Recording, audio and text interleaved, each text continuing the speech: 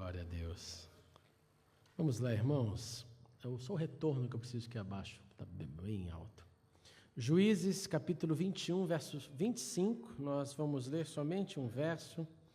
Livro de Juízes, capítulo 21, verso 25. Ainda bem que o cheiro de pastel ainda não chegou aqui. Fiquem tranquilos. Juízes 21, 25 diz assim: naqueles dias não havia rei em Israel. Cada um fazia o que lhe parecia certo. Vamos orar. Obrigado, Pai, por este culto. Obrigado por estarmos aqui juntos. Agora abre os nossos entendimentos, a nossa mente, os nossos corações e fale conosco, de acordo com o teu querer e a tua vontade que é boa e a tua misericórdia que dura para sempre. Em nome de Jesus, amém e amém. Amanhã, irmãos e irmãs, dia 30/11, será celebrado aqui na Inglaterra e também em boa parte do mundo cristão o chamado Domingo do Advento. E além do Domingo do Advento, será celebrado também o dia do Santo André, ou Apóstolo André, padroeiro da Escócia. Segundo a tradição, você conhece o apóstolo André, discípulo de João Batista, tido como o primeiro discípulo de Jesus, o primeiro a ouvir o chamado. Ele seguia João, ao ver Jesus passar, João dá o toque, aquele ali, João, e o André vai embora. Depois vai atrás do seu irmão Pedro, e André desde o início mostra muita proatividade. Ele é proativo naquele momento na multiplicação dos pães, ele é proativo, como já disse, para chamar o seu irmão. Ele foi um discípulo proativo, e segundo os relatos que nós temos, ele termina sua vida indo para a Grécia. Na Grécia, ele encontra-se com o martírio, e por não desejar morrer como o Senhor, na mesma cruz que Jesus morreu, ele preferiu morrer então numa cruz em formato de X, é daí que vem a bandeira, o X da bandeira da Escócia. E o interessante, para concluir, é que a sua morte é narrada da seguinte forma: a morte na cruz em X não era com pregos. Por que uma morte com cruz em X não vai ser com pregos? Para que a pessoa, o criminoso, pregado nessa cruz, afixado nessa cruz, ficasse bastante tempo na cruz. Fosse uma morte bem lenta. E segundo a tradição, ele passa 2 dias nessa cruz, e durante 2 dias ele ficou pregando. As suas últimas palavras foram de pregação. Isso é tradição, nós não temos exatamente como ter certeza disso, documento século III, século IV, mas é o relato que nós temos a respeito da vida dele. Mas como eu disse primeiramente, o primeiro grande evento é o domingo, amanhã do Advento. Então este é o fim de semana do Advento. Advento significa a chegada. E é a chegada de uma estação, é o início do que nós conhecemos e chamamos e adoramos, pelo menos eu amo esse momento, que é a expectativa do Natal, dessa estação natalina. A lembrança do nascimento de Jesus, que foi o nascimento mais importante que houve na terra. De modo que eu te recomendo e te encorajo, se ainda não começou a fazer, a sintonizar o seu coração com a expectativa e a antecipação do nascimento de Jesus. Você pode fazer isso ouvindo a música apropriada, você pode fazer isso lendo as narrativas do nascimento de Jesus, você pode fazer isso indo em algum carols concert, que tem muitos aqui na Inglaterra para você ir. Você pode vir também no estudo bíblico aqui. Quarta-feira nós vamos ter 2 aulas especiais sobre o Natal. Porque o nosso Rei de amor, ele vem para nos salvar, ele vem com uma missão, e dezembro é o momento que nós temos que parar para celebrar esse nascimento do Rei. E falando do Rei, não tem como falar de Rei sem pensar em monarquia. E então a nossa primeira conversa nessa série que eu chamei de série do Advento, do Natal 2014, eu gostaria de convidar você a refletir sobre o tema Quando Não Havia Rei. O período dos juízes é um período que acontece alguma coisa entre 1370 a 1067, antes de Cristo. Esse período ele descreve a instabilidade, as turbulências, os dramas vividos durante a transição do que a gente chama de teocentrismo através da liderança e a monarquia. Teocentrismo, segundo a liderança, era aquele momento na história quando Deus levantava um profeta, um Moisés da vida, e falava: eu vou falar com você, e você vai até o povo e transmite para o povo a minha voz. Depois vem Josué, e da mesma forma, Deus falava com Josué, e Josué liderava e transmitia a voz de Deus. Então era Deus no comando, através de um profeta, de um líder, de um homem, até que vem então esse período de transição, e esse período de transição é chamado período dos juízes, que depois, a consequência dele é a monarquia instituída, que é a monarquia que começa com Saul, com Davi, com Salomão e assim por diante. Agora, se eu estou falando de monarquia, você tem que parar para pensar o que é monarquia. E monarquia é o nome dado ao regime político comandado por um monarca, pode ser um rei, pode ser um governo, pode ser um imperador, pode ser um príncipe, que exerce de maneira vitalícia, de maneira hereditária e que não conta com a consulta do povo. Ele vem. No sistema da monarquia, você não pode dizer: eu quero me candidatar a rei. Se você não tiver o sangue real, esquece, você nunca vai fazer parte disso. E esse momento que é estabelecido pela monarquia, você tem o rei como o governo, você tem o local onde o monarca vive, que é conhecido por nós, pela história, como a corte do rei, e as pessoas que estão ali ao redor desse rei são referidos como os súditos do rei. Agora, no período dos juízes, não havia rei.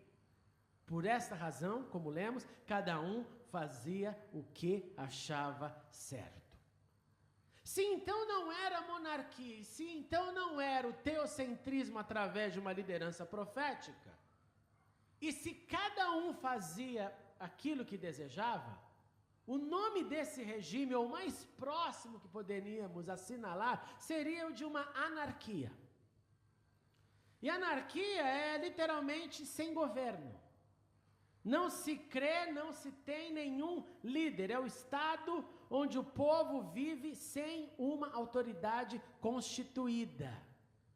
O povo pode até ter uma boa intenção, mas ele não aceita alguém que diga: é por aqui.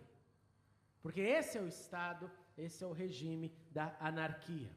E parece que esse é o regime que estava acontecendo ali, não de maneira formal, mas de maneira informal. Cada um fazia o que desejava, era o desejo do coração do ser humano. E aí, então, Deus institui um padrão. Acho que Deus percebeu a loucura que não aconteceria se não tivesse pelo menos algumas referências. E Deus levanta esses líderes civis, militares, mas estes não conseguiram estabelecer a paz. Às vezes tinham alguns bons feitos, mas esse feito não durava muito tempo, porque o povo fazia aquilo que desejava. Então, mesmo que um juiz tivesse uma ação positiva, a ação positiva não teria uma continuidade. Porque quando não há desejo de submissão, não há continuidade em nenhum sistema de governo, em nenhum sistema, em nenhum regime.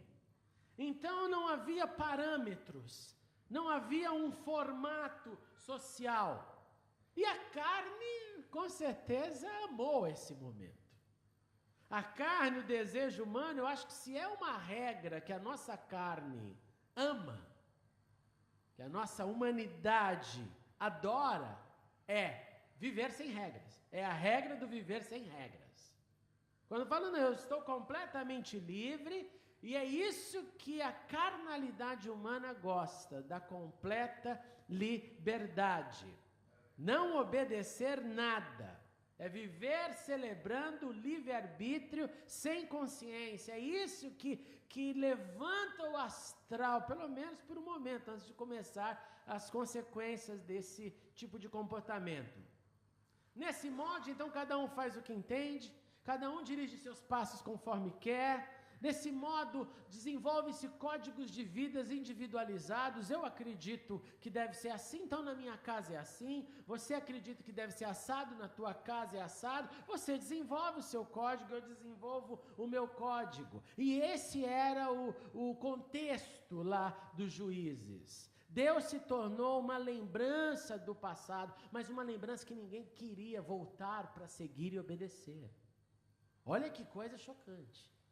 Eles preferiam fazer de acordo com os seus pensamentos. Naquele tempo, não havia rei em Israel. E aí o grupo se engajou num círculo repetitivo de vida. E esse círculo, se você tem caneta, anote.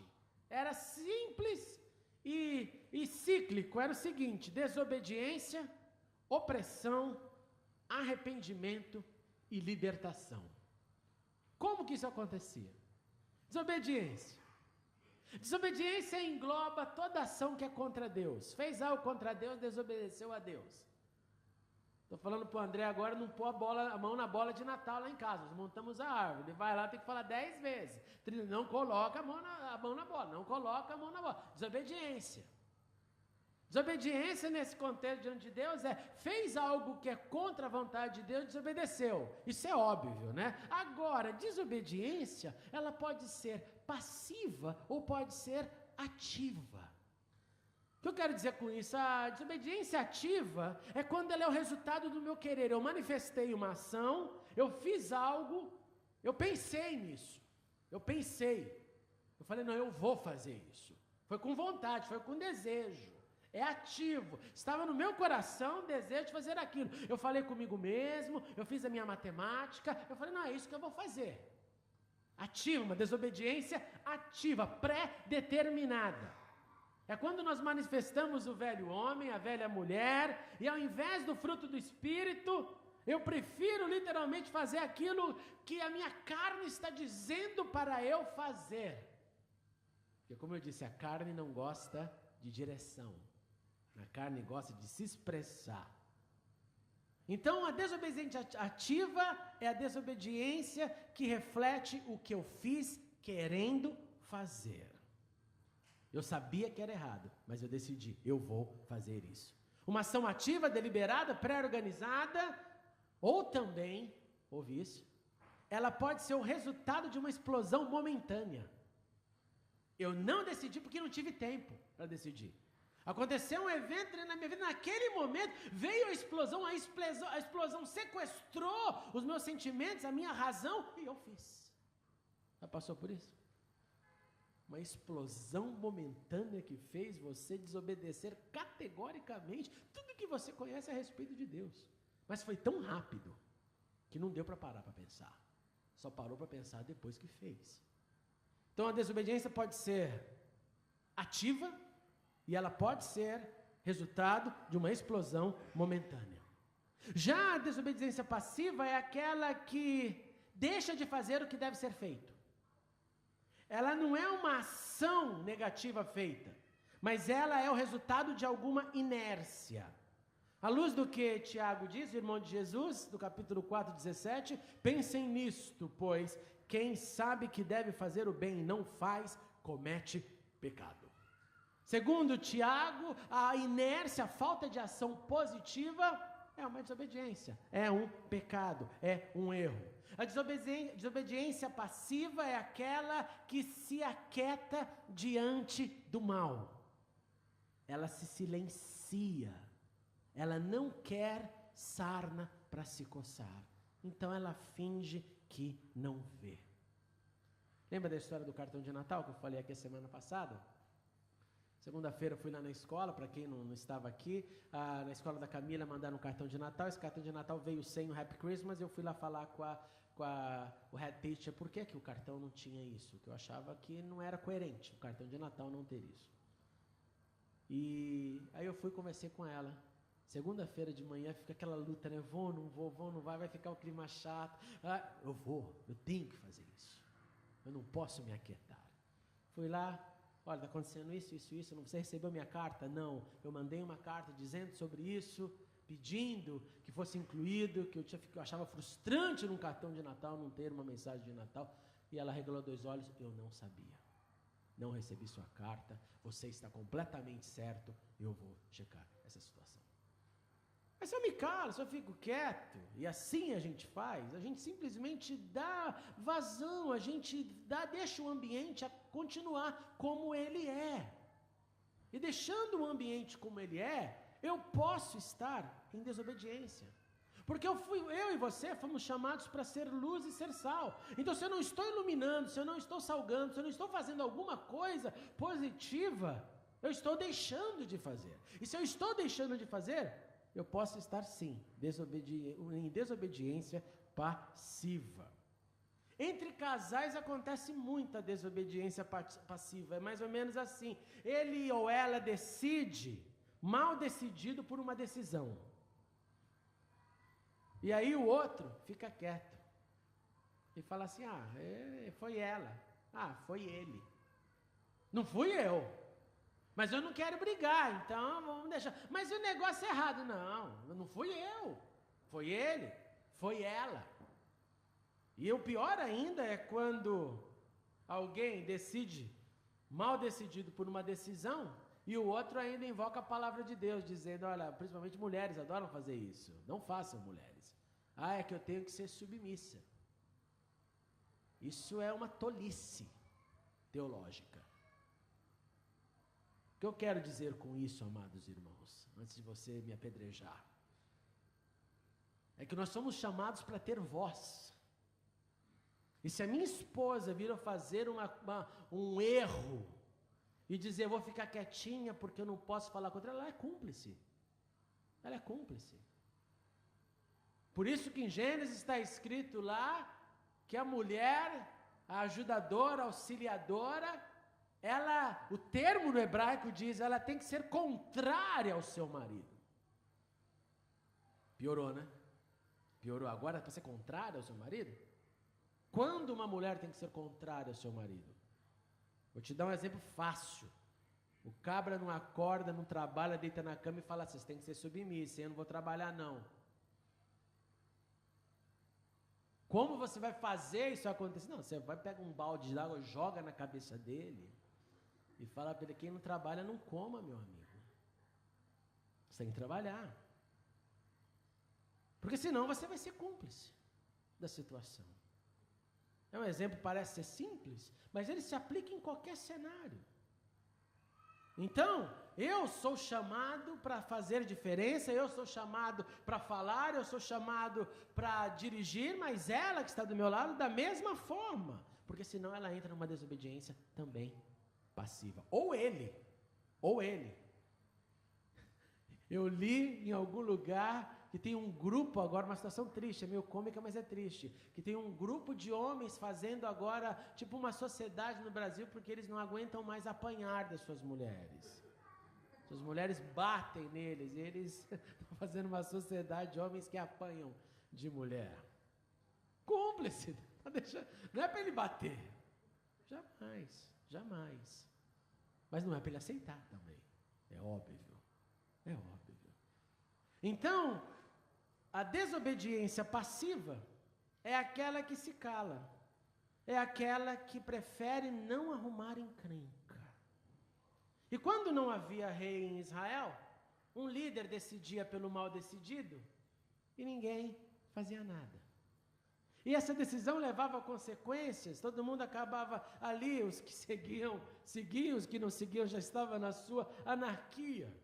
E o resultado natural, então, da desobediência, seja a passiva ou ativa ou a explosão do momento, o resultado natural era e é a opressão. E a opressão aqui significa o quê? Era a opressão causada pela causa e efeito. Porque quando há uma desobediência, há uma consequência.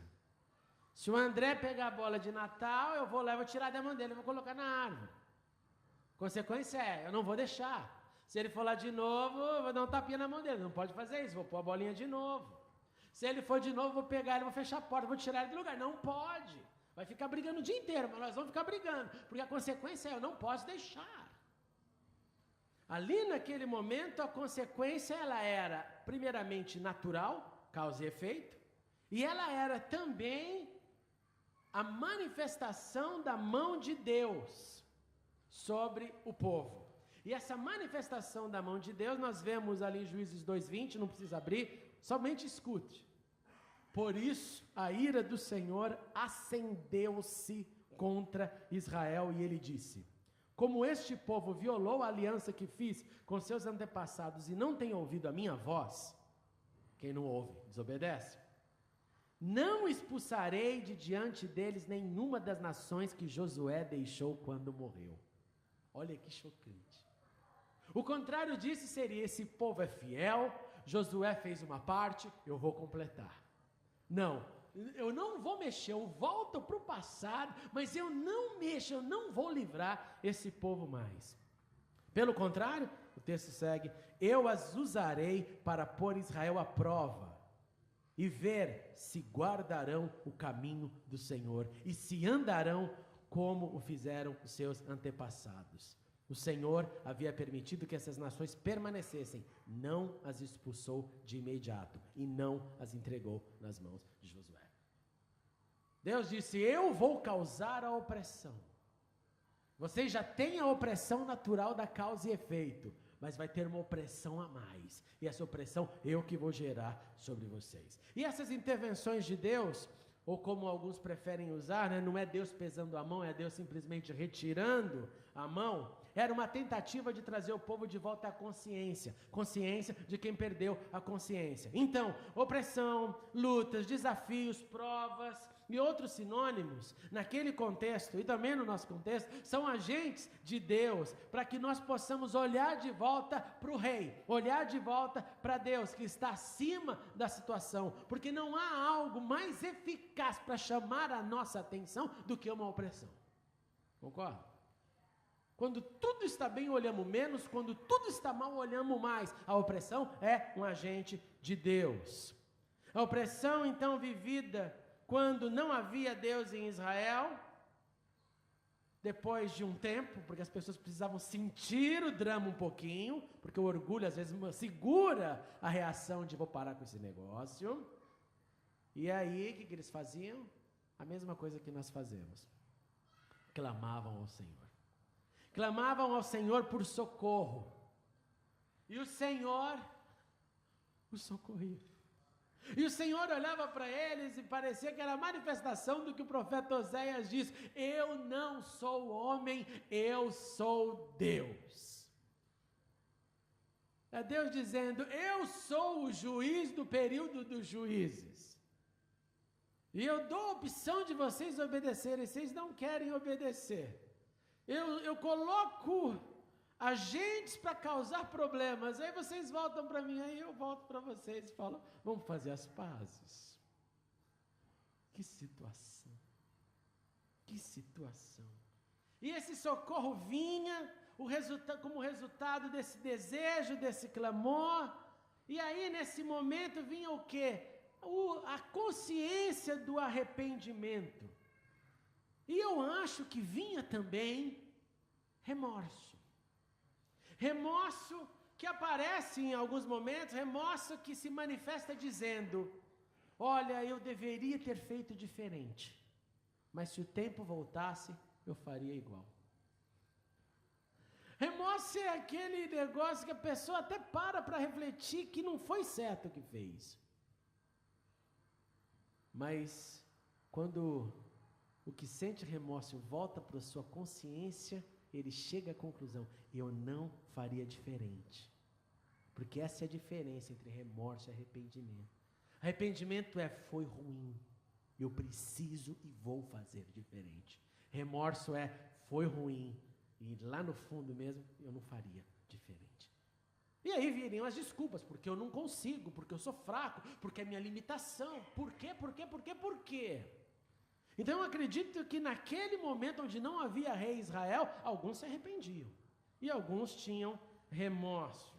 E vinha Deus, vinha a libertação, e a libertação se traduzia em um momento de paz, um momento de tranquilidade. A vida parece que se entrava no eixo de novo. Depois da desobediência, depois da opressão, depois do arrependimento, um momento gostoso, veio a paz, mas essa paz não durava muito. Essa paz que era resultado do toque da libertação de Deus, tinha um tempo de validade, e aí o povo parava, estava tudo pacato, não havia rei em Israel, cada um fazia conforme desejava, conforme achava certo, e o ciclo voltava e começava tudo de novo. Desobediência, seguida de opressão, seguida de arrependimento, seguida de libertação. E esse era o caos da época dos juízes. Nós estamos falando aqui entre 200 e 300 anos desse ciclo de vida. Naquele tempo não havia rei em Israel. Cada um fazia o que pensava ser certo. Se você reparou, esse verso que nós lemos é o último verso do livro de Juízes. E caso você não saiba, essa mesma frase, não havia rei, se repete mais 3 vezes no livro, afirmando, existe um drama. Não havia rei, não havia liderança. Cada um fazia o que desejava. Nós vivemos num tempo diferente dos juízes. Nós vivemos aqui na Inglaterra, e na Inglaterra nós temos uma rainha. Neste final de semana, como disse, nós iniciamos a antecipação, a expectativa do advento do Natal. Nós celebramos e celebraremos com intensidade a vinda, o nascimento do Rei Jesus. Esse Rei que veio com a missão de encarnar-se aqui na terra, de crescer, de ensinar, de morrer, de ressuscitar e de salvar.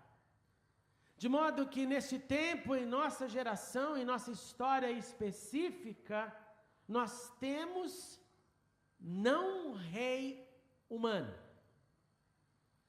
que rege a nossa espiritualidade. Nós temos um rei numa outra camada que, além de ser o rei, que nós chamamos de Rei dos Reis e Senhor dos Senhores, está implementando o seu reino de amor, de compaixão, de serviço. E Ele está implementando o seu reino através de mim e de você. Ele está implementando o seu reinado, que também lemos que ele não terá fim, através da diferença que eu e você fazemos na sociedade. E nós, então, somos os seus súditos. Agora, nós não somos os súditos que eram os súditos comuns da monarquia. O súdito comum da monarquia, ele fazia sem ter recebido nada. Ele fazia porque o faziam morria. Você lembra quando Deus deu as primeiras broncas em Israel, falando, vocês estão querendo o rei? Vocês vão ter problemas. O rei vão pegar as filhas de vocês para ser mulheres, vocês vão ter que servir o rei, vocês estão caçando problema para vocês. O reinado, o rei que nós servimos, quando começamos o engajamento no seu reino, ele olha para a gente e fala assim, olha, para começar, você já ganhou a vida eterna. Para começar a caminhada, eternidade já foi selada no seu passaporte. Você já começa assim. Aí você começa a herdar mais paz. Aí você começa a herdar códigos de valores a serem aprendidos. Aí você começa a desenvolver a sua espiritualidade. Aí você começa a viver o desejo de obedecer. O que significa que a carne que não gosta de regras começa a ficar para baixo, para o lado, assim ela deve ficar. E o desejo de se conectar com esse rei, de obedecer esse rei, de viver com esse rei na consciência de que um dia todos nós viveremos com ele, cresce cada vez mais.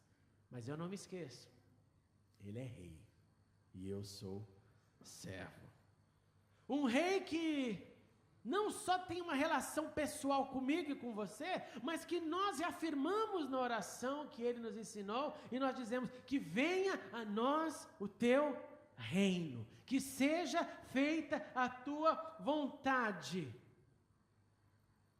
Mas alguns súditos desse rei preferem a desobediência, a opressão, o arrependimento e a libertação. Você sabe disso, eu sei disso, nós sabemos disso, que enquanto o rei está dizendo, eu quero ter uma relação com você, não só no Natal, porque você vai celebrar o meu nascimento, mas um grande número prefere ser, não, eu quero seguir no ciclo dos juízes. Eu tenho um rei, mas quero viver como se não haja um rei na minha vida. Eu quero viver como se nenhum rei domine sobre mim. Eu quero viver como se não tivesse rei. Eu faço o que eu quero. As decisões são minhas. As decisões é o que a minha cabeça acha, o que eu vou decidir. Eu prefiro a anarquia do que a monarquia cristã, se assim eu posso dizer. Portanto, amados irmãos, eu gostaria do fundo do coração, nós estamos só iniciando essa celebração, o advento, o início da estação. E eu queria te encorajar a resgatar a consciência de que Ele é o nosso Rei. Eu não sei se você já viu aquelas cenas maravilhosas de quando existe aquelas celebrações lá no Palácio de Buckingham e a rainha faz daquelas premiações, quando alguém se transforma num Sir, e eu acho lindo quando ela fala, Rise, Sir, fulano de tal. Você não é mais aquela pessoa, agora você é o Sir e o seu nome. Agora você é um Lord, agora você ganhou um título. E quando as pessoas vão chegar até ela, vem alguém e fala, olha, o protocolo é assim, você não vai dar um abraço, você não vai dar um beijo, você não vai falar, ai querida, você não é assim, você deixa ela falar com você, ela pergunta, você responde, porque não há essa relação em alguém chegar lá, mesmo se tiver um encontro e o assunto não for definido. Imagina, né? Vou chegar a encontrar com a rainha e vou perguntar para ela quando que ela vai deixar o reinado para o Charles. Não é assim. Existe um protocolo. Se fosse diante o meu encontro de um rei da terra, nós teríamos todo esse protocolo na nossa frente. Esse Natal eu quero te encorajar a começar a rever os seus e os meus protocolos de relacionamento, de obediência, de caminhada com o Rei dos Reis. E o lindo é que esse Rei dos Reis nos chama de irmãos. Ele é o primogênito entre muitos irmãos. É lindo que na nossa relação com o divino nós chamamos de Pai. Pai, não há problema. Eu não estou aqui dizendo, olha, você tem que então adquirir uma formalidade para tratar com o seu rei. Não estou dizendo isso. Estou te encorajando, como eu estou me encorajando nessa estação, a entender o sentido do que é ser Rei dos Reis, Senhor dos Senhores. O que é dizer, venha o teu reino, Senhor. Eu quero te encorajar a rever os seus conceitos, os nossos falhos paradigmas e falar, Senhor, eu quero entender uma vez mais que se o Senhor é rei, eu sou servo, se o Senhor é rei, o Senhor manda, eu obedeço, se o Senhor é rei, o reinado é seu, o reinado não é meu. E foi isso que Jesus tentou nos ensinar, dizendo, busque primeiro o reino e todo o resto nos será acrescentado. Eu quero te encorajar a voltar para Ele, esse rei com humildade, deixando qualquer desobediência, deixando qualquer axiologia, preferindo estar na utopia do reino que virá.